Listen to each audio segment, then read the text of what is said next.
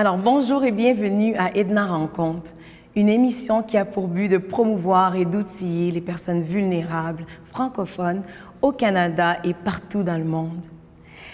Je me présente, Edna Lénéus. Je suis une femme canadienne, québécoise, d'origine haïtienne et bien plus.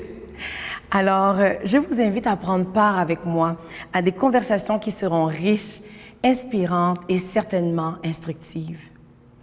Aujourd'hui, comme tout premier invité, j'ai l'honneur et le privilège d'avoir Pétuel Descartes et Dany Brisebois avec moi, qui sont les fondateurs d'un orphelinat dans le sud d'Haïti, au Caille, Oasis. Ils sont tous deux pères de famille et des hommes bien dévoués, passionnés par le bien-être des enfants et leur succès. Et j'aimerais vraiment souligner de dire que vous êtes là, surtout pour nous faire part de votre rêve devenu réalité. Et il ne faut pas que j'oublie, vous aimez le succès des enfants. Alors, parlez-nous de Oasis, parlez-nous de son origine, son histoire. Quelles ont été les motivations? Merci. Bien, c'était pour moi une première rencontre d'abord avec Pétuel il y a quelques années, il y a environ 8 ou 9 ans de ça.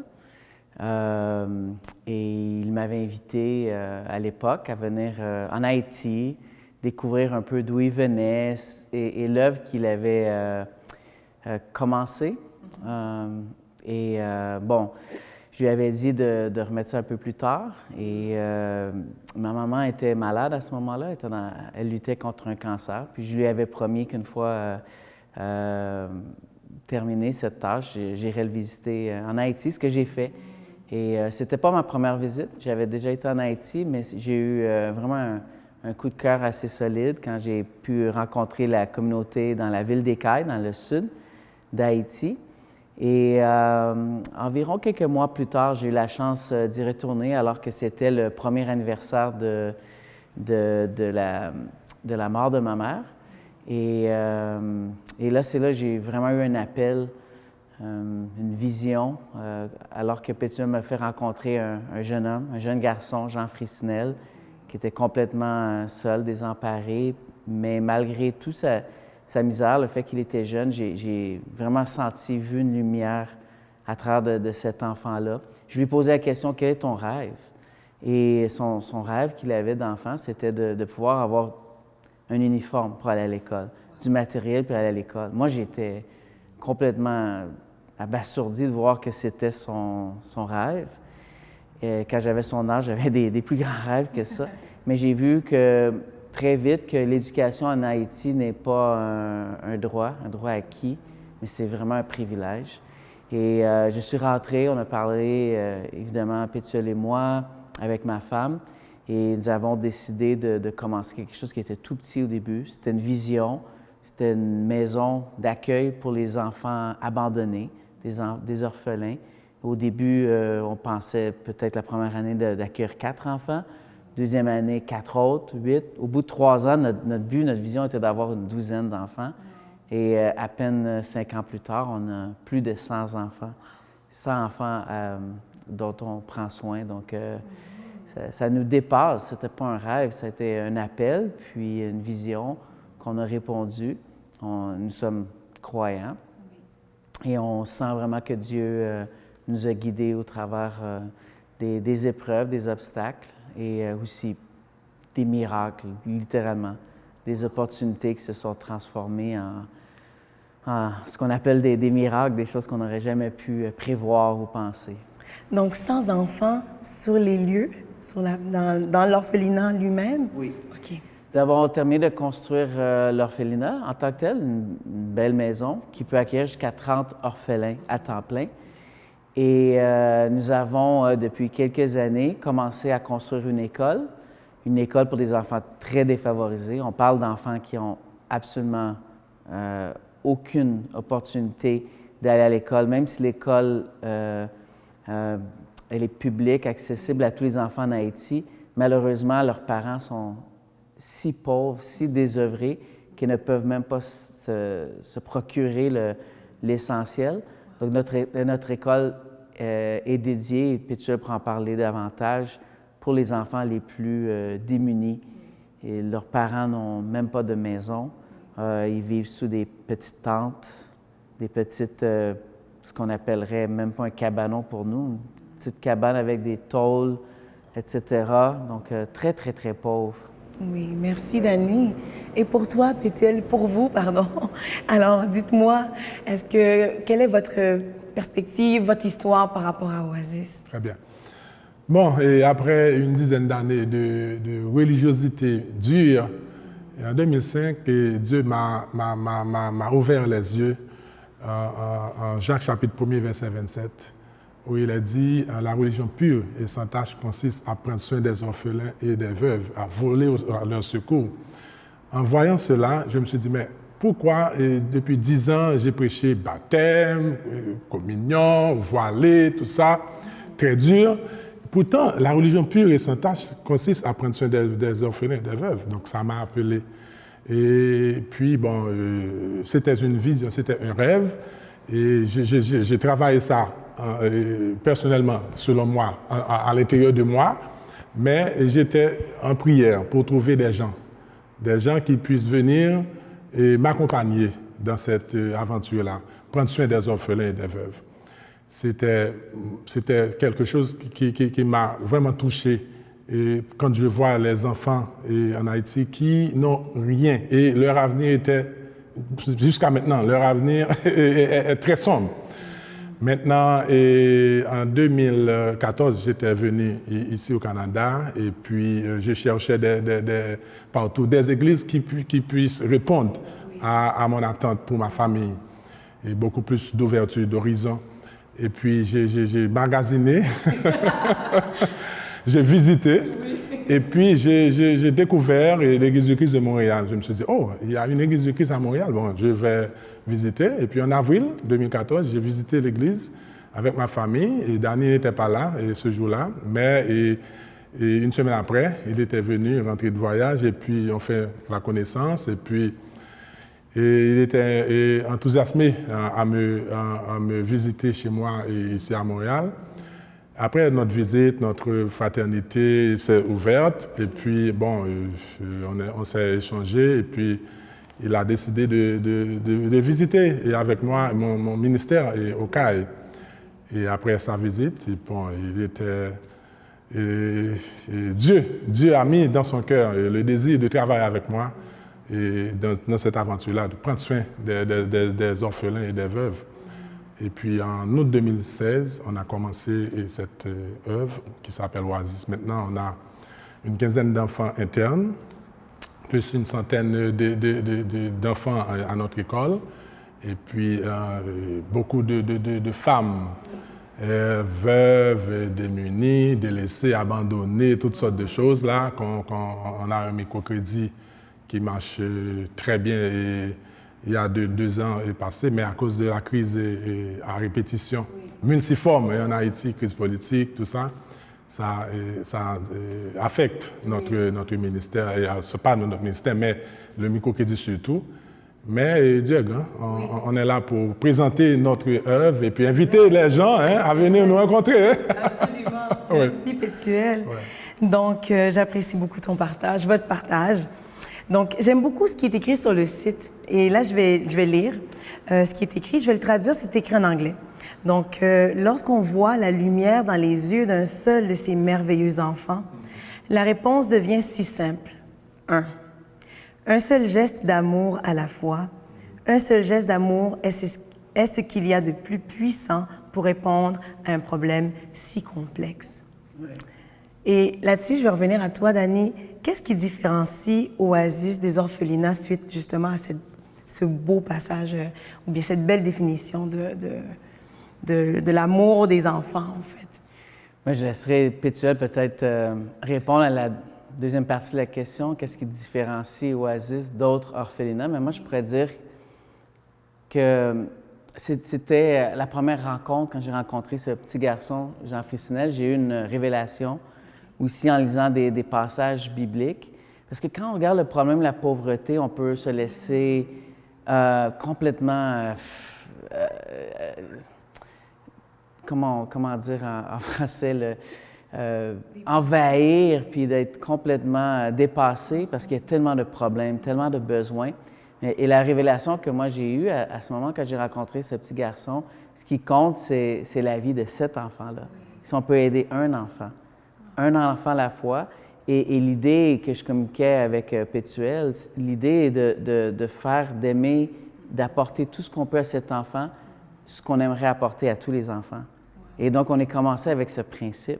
Génial. Donc, pour moi, 1, 2, 4, il n'y avait pas de différence. C'était comme si on aidait tous les enfants.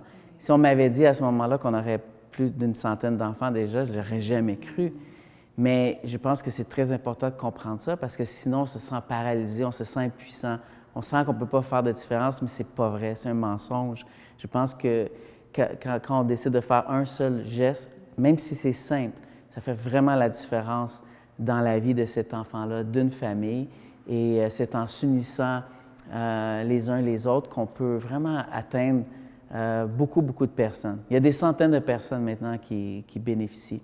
Maintenant, qu'est-ce qui différencie des autres orphelinats? Dès le début, ma vision que j'avais communiquée avec Pétuel, je voulais qu'on fasse une maison qui soit une oasis, un havre de paix, littéralement comme une maison familiale. Que ces enfants-là ne se sentent pas qu'ils sont dans une institution, mais qu'ils font partie d'une maison remplie d'amour, de compassion. Je disais à Pétuel qu'on doit les traiter comme si c'était nos propres enfants et de croire en eux surtout. De voir le potentiel comme si c'était nos propres enfants. Donc pour nous, un enfant n'est pas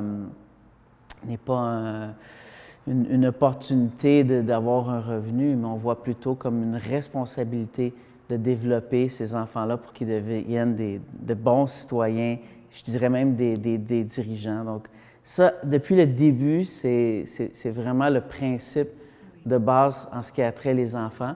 Sinon, pour nous, la gestion du staff, je suis très fier. Une des choses qui était très, très importante pour nous était la transparence, l'intégrité, l'efficacité aussi dans la façon de travailler et d'opérer. Je disais à Pétuel, et il avait la chance d'étudier ici, de vivre un peu au Canada, que j'aimerais qu'on ait les standards élevés comme nous avons ici au Canada. Donc, il n'y a pas de sous qui sont envoyés tant que le rapport mensuel n'est pas fait. Toutes les dépenses sont comptabilisées, scannées, etc. Le staff est, en commençant par Pétuel, très transparent, etc. Donc, moi, c'est ce que je vois qui est vraiment formidable et qui a été noté par les autorités locales, la mairie ou même les institutions nationales ont déjà remarqué le professionnalisme, l'intégrité du centre. Ouais. Génial, merci beaucoup. Pétuel, Danny disait tantôt que justement tu allais avoir une deuxième partie à cette c'est histoire. ça, exactement. Laisse-moi te dire, Edna, c'est que en Haïti, je constate que les orphelinats, ce sont des institutions, tout simplement.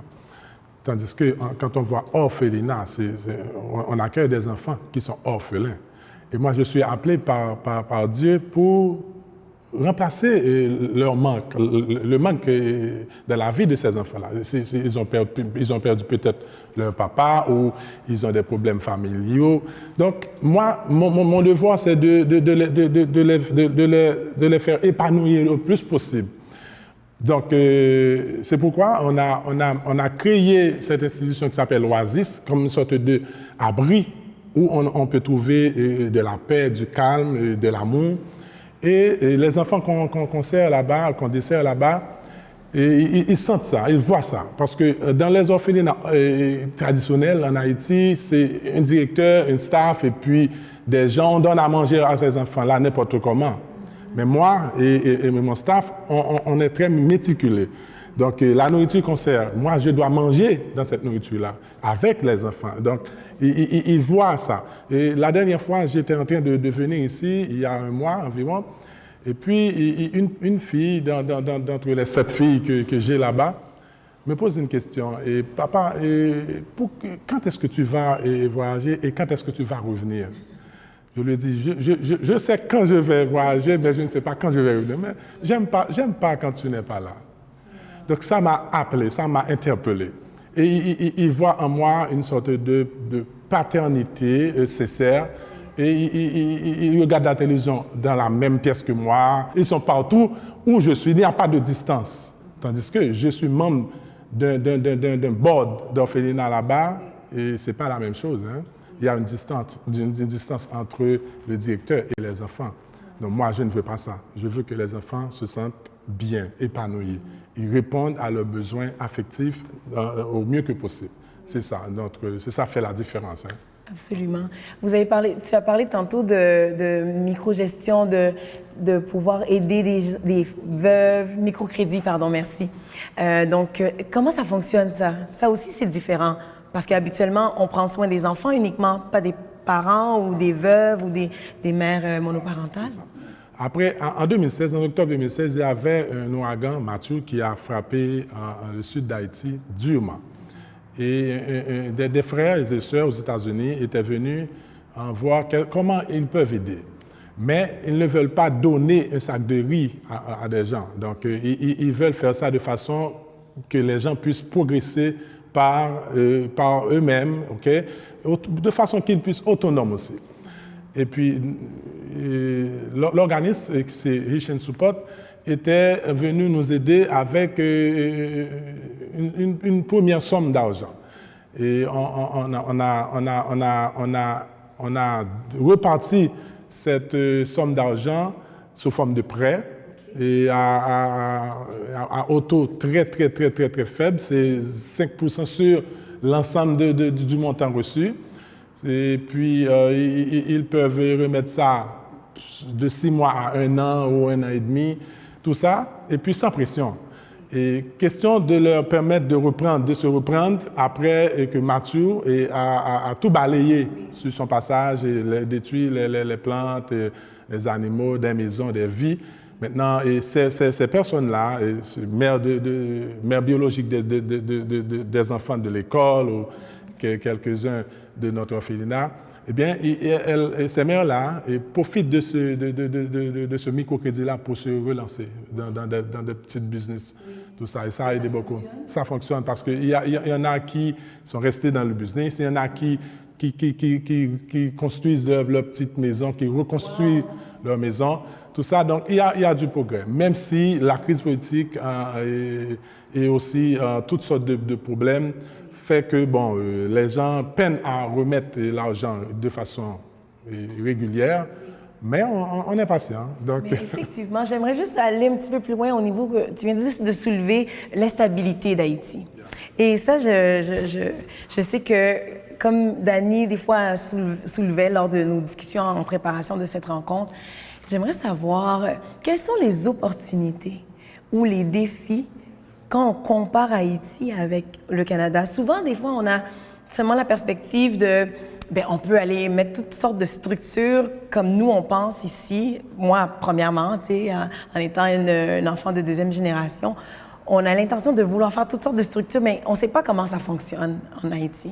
Donc, quelles sont les opportunités, mais aussi quels sont les défis qu'on peut retrouver en Haïti qui ne nous permettent pas de faire aussi facilement qu'on pourrait le faire ici, par exemple, pour l'orphelinat? Les défis sont énormes. Pour revenir au microcrédit, c'était une réponse qui était très importante pour nous. Effectivement, on ne voulait pas juste aider les enfants parce que voici le grand problème en Haïti. Beaucoup de femmes sont abandonnées. Et moi, j'ai un cœur sensible pour les situations de mères monoparentales parce que moi-même, j'ai vécu cette situation-là. Ma mère n'avait pas beaucoup d'éducation. Elle a travaillé comme barmaid et on a vécu sur les pourboires. Mais j'ai vu ce qu'elle a fait, cette femme-là, avec sa vie, comment elle nous a aidés, mon frère et moi. Et pour moi, je n'ai jamais une personne par rapport à son statut, par rapport à son pouvoir économique. Je l'ai appris de ma propre mère.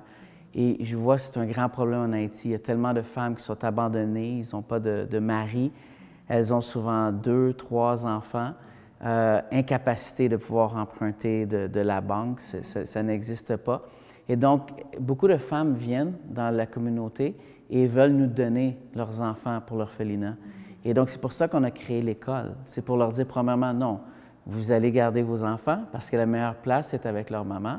Nous allons prendre soin de leur éducation, servir 2 repas par jour. Et en parallèle avec ça, on fait un soutien avec ces mamans-là, au niveau social, au niveau psychologique même parfois, et au niveau économique. Parce que pour moi, la clé, c'est économique.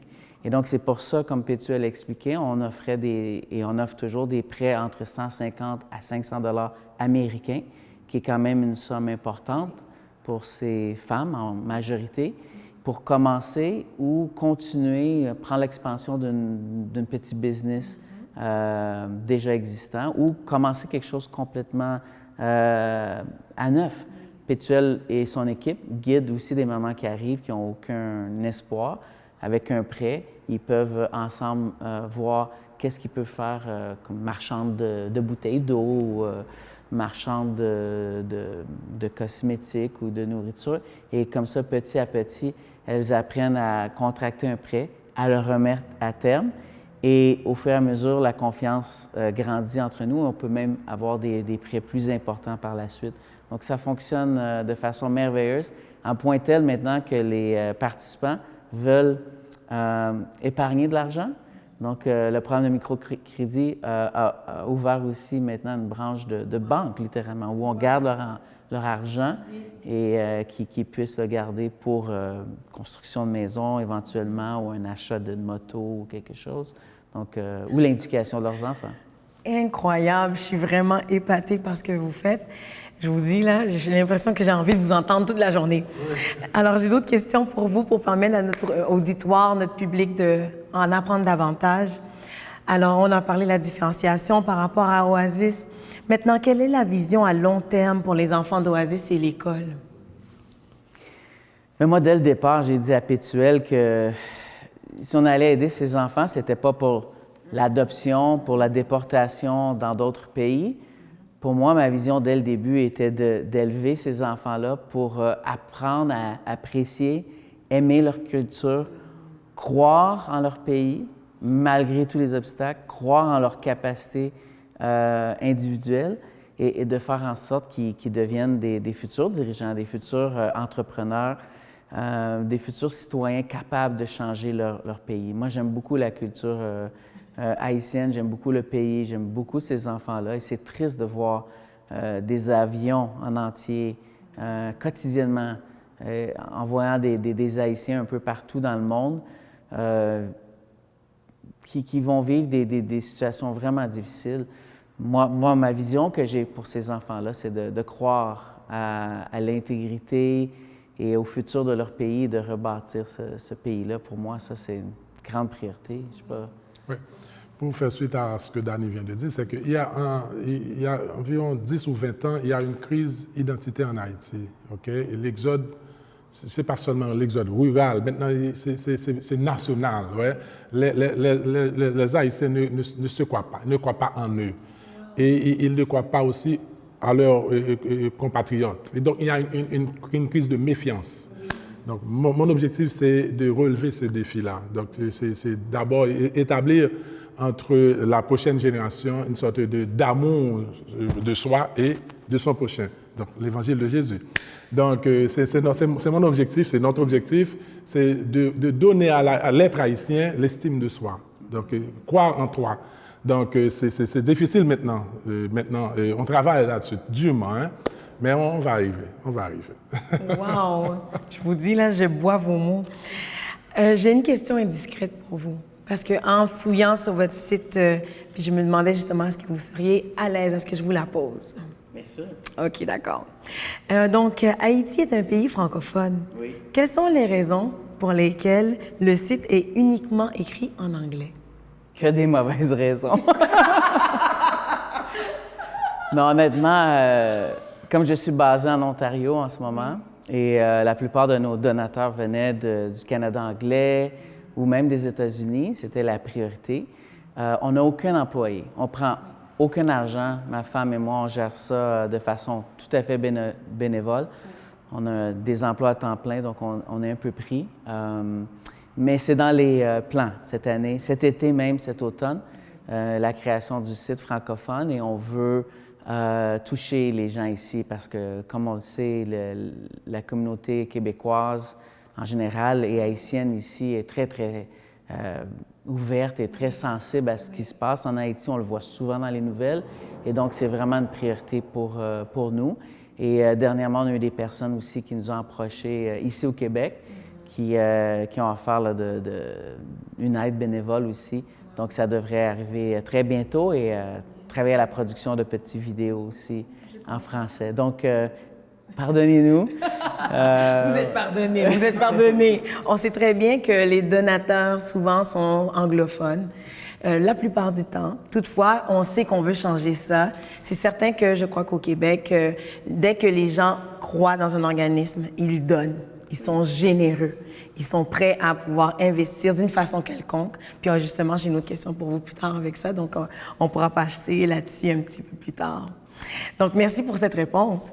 Messieurs, si vous aviez un message à transmettre aux Haïtiens, Haïtiennes de la deuxième génération, donc des enfants comme moi, OK? Les enfants de la diaspora haïtienne qui ont immigré au Canada et ou aux États-Unis, quelle serait-elle? Laisse-moi répondre d'abord parce que je suis haïtien. Oui. Je t'en prie. Oui. Donc, j'invite les Haïtiens et les Haïtiennes de la deuxième génération à redonner espoir à ceux qui sont là-bas. Parce que là-bas, les Haïtiens ne croient pas en Haïti et même en eux. Donc, ils croient peut-être leur avenir dépend de l'extérieur. Maintenant, j'aimerais que les Haïtiens et les Haïtiennes de la deuxième génération qui sont ici, dans la diaspora, et je ne sais pas, au Canada et aux États-Unis, ils peuvent redonner espoir à ceux qui sont là-bas et en venant et partager avec eux, en donnant, en faisant du bénévolat. Donc, ça peut aider les autres qui sont restés là-bas, qui n'ont pas la chance de venir au Canada ou aux États-Unis. Parce que moi, je suis venu au Canada, mais je suis retourné en Haïti. J'aime Haïti. J'aime ma ville natale, les Cayes. Je ne peux pas négocier les Cayes. Je sais que Daniel aussi aime les Cayes. Donc, oui, donc j'invite tous les Haïtiens et toutes les Haïtiennes à nous rejoindre à Oasis aux Cayes pour qu'on change la donne. On change la donne. Donc, ce serait ton message pour les enfants de la deuxième Invite les gens génération. à venir nous accompagner dans cette aventure pour redonner l'espoir à ceux qui sont restés là-bas. OK. Dani? Mais pour moi, Haïti n'est pas seulement ce qu'on voit ou ce qu'on entend. Comme Pétuel a dit, je pense d'abord et avant tout pour la jeunesse, la belle jeunesse haïtienne qui est ici au Canada, je leur dirais, il faut prendre le temps de venir. Nous vous invitons, on les invite, ils peuvent venir, peuvent prendre contact avec nous. Je pense que ça fait une grande différence. On a eu la chance dans les dernières années d'avoir plus d'une centaine de visiteurs venant d'un peu partout aux États-Unis, au Canada, même dans d'autres continents. Mais je vois quand même une certaine hésitation, prudence, peut-être même une peur, je dirais, des Haïtiens d'origine. Ils sont beaucoup. Méfiance. Bien sûr, parce que avec toutes les choses qu'ils ont entendues, c'est normal, parce que c'est leur pays d'attache, leurs racines, et quand on voit tous les drames qui se sont passés, qui se passent encore aujourd'hui, c'est très difficile à gérer, même émotionnellement. Mais je le vois, quand les gens viennent, ça fait toute la différence. Et moi, je pense que, bien sûr, on peut donner, bien sûr, on peut parrainer un enfant, on peut faire ces choses-là, ça va nous aider beaucoup. Mais je pense par-dessus tout, si vous pouviez venir sur place, contacter, avoir des personnes de confiance avec qui vous pouvez venir au pays en Haïti, venir visiter, rencontrer les enfants vous-même, encourager, rencontrer le staff. Je pense que ça va les changer à tout jamais. Je sais que la situation, elle est extrêmement complexe, difficile, frustrante pour le peuple haïtien, mais moi, personnellement, j'ai espoir. J'ai espoir que le pays va connaître des progrès, va s'améliorer, non sans difficulté. Je pense qu'il va y avoir beaucoup de hauts et de bas, mais je pense en général, ça va aller vers le haut et nous avons absolument besoin des membres de la diaspora de venir, de s'impliquer eux-mêmes. C'est bien que des Blancs, que des Canadiens, que des Américains soient sur place, mais je pense à long terme d'avoir des gens qui ont les mêmes racines, même culture ensemble puissent s'impliquer, s'intégrer. Pour moi, ce serait quelque chose de vraiment, vraiment spécial. Merci. Justement, pour appuyer ce que tu dis, je sais qu'il y a à peu près un tiers de la population d'Haïti qui sont des enfants. D'après ce que j'avais étudié dans les notes que j'avais en fait dans ma recherche, même un peu plus, je pense que c'est vraiment un pays où la relève est présente, mais qui sont ceux qui les influencent? Et c'est ça, je pense que avec ton message, votre discours que j'entends qui vient vraiment me toucher. Parce qu'il y a possibilité, il y a l'opportunité de pouvoir faire une différence dans les prochaines années, prochains siècles. Puis il va falloir qu'on commence quelque part. Bien, j'ai commencé à voir des artistes, des athlètes d'origine haïtienne qui commencent à venir, qui commencent à s'impliquer. Et j'ai vu certaines personnalités québécoises, d'ailleurs, qui le font un peu en silence, sans faire trop de bruit. Et ça fait une énorme différence. Parce que je pense que quand les jeunes qui sont en Haïti voient quelqu'un avoir du succès, ça leur donne beaucoup de confiance.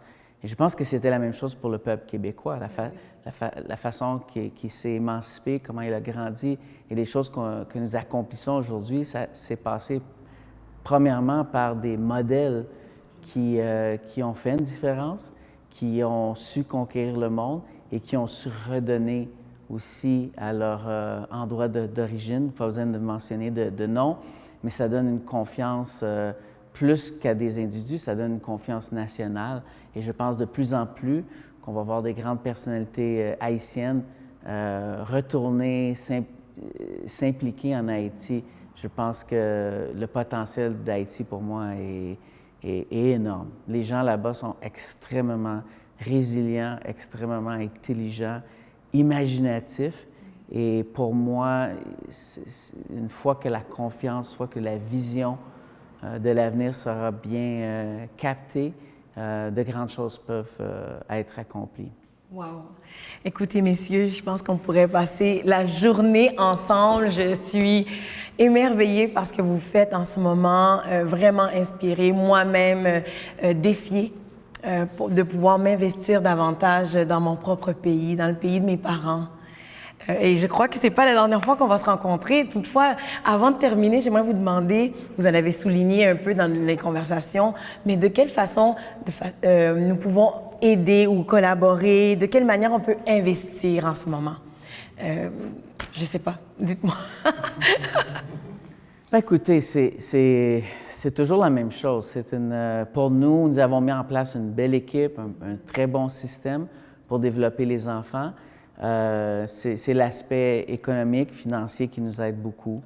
Okay. Pour un enfant à l'école, leur donner leurs 2 repas par jour, leur donner une éducation de qualité, leur uniforme, leurs souliers, etc., c'est pas énorme. C'est environ $1, $1,50 par jour. Donc, une personne décide de mettre ça de côté peut faire une grande différence. Donc, en visitant notre site, on peut donner un montant annuel ou à chaque mois. Donc, ça aide beaucoup. Il n'y a pas de petit, il n'y a pas de grand montant, peu importe ce que les gens peuvent donner. Mais comme on a mentionné, on veut que les gens considèrent venir nous visiter. Okay. Donc, c'est pas juste de donner, de venir, c'est encore mieux. Nous contacter.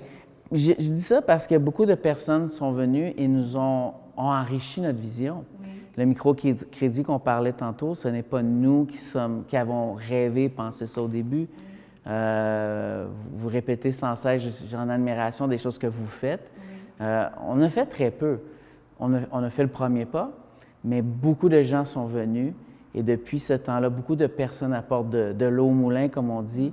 Ce sont un groupe de personnes qui sont venues avec l'idée du microcrédit et qui ont levé de l'argent, des sommes d'argent pour nous les transmettre. Des gens qui sont axés plus vers l'agriculture ou l'élevage ou le développement durable sont venus et sont en train d'enrichir aussi notre façon de faire les choses. Donc, je pense que c'est ça qui fait une grande différence. Chaque personne qui vient, chaque personne qui vient avec leur bagage, avec leur expérience, contribue à l'enrichissement. Moi, je dirais ceci, c'est certain. Ou même des personnes qui ne sont peut-être pas venues en personne, mais qui nous ont contactés et qui bâtissent petit à petit une communauté Oasis, je dirais. Ouais. OK, moi, je vais aimer ça faire partie de cette communauté, c'est certain. C'est très bien. D'accord. Alors, merci beaucoup. Pour ajouter, c'est que la pandémie nous a causé beaucoup de tort par la présence des gens, parce que les enfants aiment ça quand les gens viennent les visiter, passer du temps avec eux, jouer avec eux, apporter des jouets pour eux. Ce n'est pas seulement de donner de l'argent, mais leur présence, c'est la présence des gens. Donc, ça fait une grande différence pour les enfants. Merci énormément. J'ai beaucoup appris. J'ai envie d'en apprendre plus. J'aurais envie de continuer à vous poser plus de questions. Je pense que c'est le temps qui m'arrête parce que j'imagine qu'on ne peut pas faire une émission de 1 heure en ligne. Je veux vraiment vous remercier pour votre temps, votre présence, ce que vous faites en ce moment, oui, et tous ceux qui collaborent en ce moment avec vous et ceux qui sont à venir. Je suis épatée. Nous vous attendons, Edna. Déguster un bon repas. Oui, absolument. Jouer avec les enfants, puis prier pour le pays. Des élections s'en viennent, très important. Et on prie que ça puisse apporter un peu plus de stabilité au pays aussi. D'accord. Merci. Merci Edna pour Alors, l'invitation. merci. Et puis...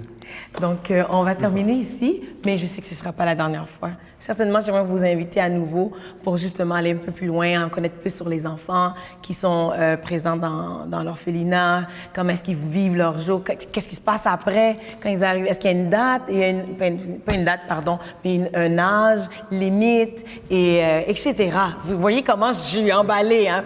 Donc, mais merci énormément pour aujourd'hui. Alors, sur ce, j'aimerais vous remercier à vous, chers auditeurs, qui avez pris le temps de nous écouter, de pouvoir, je ne sais pas si vous avez été autant inspirés que moi, je l'espère. Donc, espérons que vous allez pouvoir aussi contribuer à cette communauté de Oasis. Et avant de terminer, j'aimerais prendre le temps de remercier de précieux collaborateurs et qui ont investi, qui ont permis que justement cette rencontre puisse avoir lieu. La première personne, c'est Sandra Best Décor. Cette personne m'a aidée avec toute la gestion du décor et j'aimerais la remercier. Elle fait ressortir ce qu'il y a de meilleur chez vous et en vous. Et en deuxième lieu, tvgo.ca. Donc, ils sont là pour vous aider de la promotion à la captation, à la diffusion. Merci énormément. Et c'était Edna Rencontre et je vous dis à la prochaine. Merci.